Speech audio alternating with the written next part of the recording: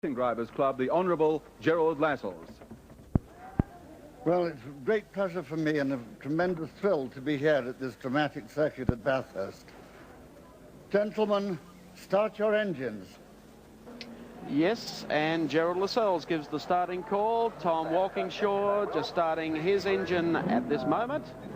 Jeff Allen doing likewise, and the engines start. Great drop. Mustang of Dick Johnson on the second row, and the Commodore of Alan Grice now running. Door closes on the Francevic Volvo. A last minute word with the driver. The balloon's gone up on the James Hardy 1000 for 1985. Well, a moving start there by Neil Williams. God bless Australia. Jaguars on the front, Mustang and Commodore the second row, Volvo and Jaguar on the third row. Two BMWs, the black BMW of Jim Richards and the Johnny Cicotto, Roberto Rabalia, Bob Jane car sharing that fourth row of the grid.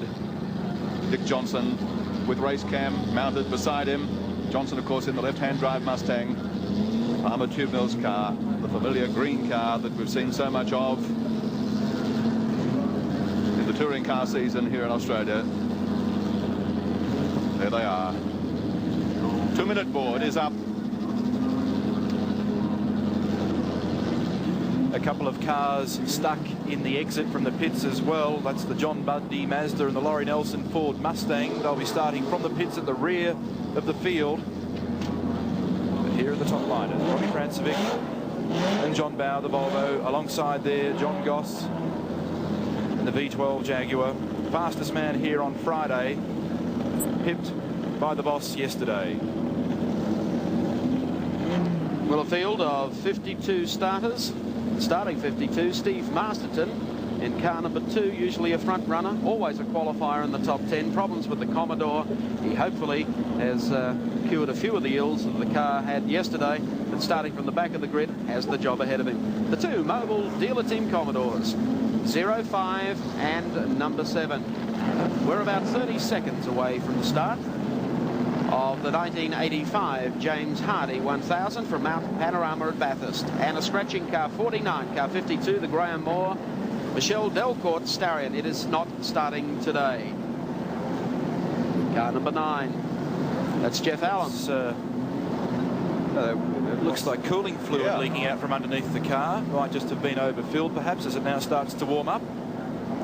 Well, there's cooling fluid coming out from under a couple of cars, including the 10 Jag and also Alan Grice's car. Probably leaking a little as they get temperature into the engines. Lights ready. The flagman just about ready for the start of the 1985 great race. Will the Jags lead first time across Mount Panorama, or will they be split by either Dick Johnson in 17 or Alan Grice in the V8 Commodore number 6? Well, if either of them is going to do it, they're going to have the boot in, because those big cats are very, very wide, and the pair of them are going to make quite a spectacular sight as they roar up Mountain Straight for the first time. About 15 seconds to go to the start of the James Hardy 1000. Crowds line the fence. The 10-second signal is out. Stand by for the 1985 James Hardy 1000. They're racing, and Walkingshaw gets a blinder, but so too does Johnson, and Johnson will split them, and so does Grice. Taking on the Jaguars, Walkingshaw made a blinder, but Allen missed the start completely. They head to the first turn, where Walkingshaw from Dick Johnson, they all go through and now make their way up Mountain Straight. A safe start to the 1985 great race, with Tom Walkingshaw out in front in Jaguar number 8. Right on his tailpipe, though, is Dick Johnson in 17. Dropping in for the draft as they come up the hill is Jeff Allen. He's already split Dick Johnson and makes his way up now into second place behind the boss. Great start too by Robbie Francevic, who slotted into third place in front of Alan Grice, and there you can see race cam through the front window of Dick Johnson's Mustang. On their way up towards the top of Mount Panorama through Wilco Cutting. Really putting the boot in up here. The Jaguars, the pair of them, you can see powering away up front. This is where they've got the legs. Over the top of the hill now, heading down towards Toledo Corner. And Tom Walkingshaw and the Jaguar leads her 1-2. Jeff Allen in second. Francevic is third. There's Johnny Goss. He's made it up there into about 5th spot, and he's been tailgated there by Peter Brock. Across the mountain, Jags 1-2. Grice getting right on the tail now of Robbie Francevic. And Jim Richards also coming out of the draft, and a good start by Colin Bond. Big effort there by Peter Brock, up into 6th position, coming off 10th spot on the grid and really hounding Johnny Goss in the 3rd of the Jaguar entries, trying to get past. Car 14 going through, Denny Hulme from New Zealand.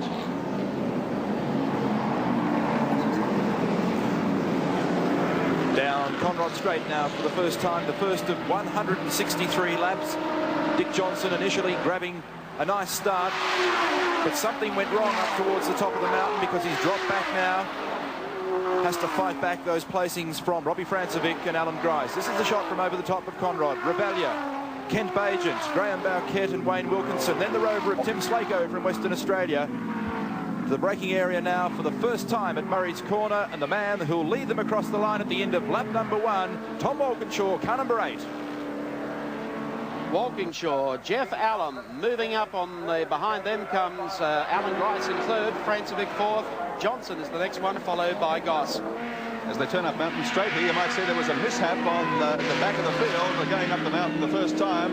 Car air off the left-hand side of the circuit. Yes, it looks like it may be one of the Starions.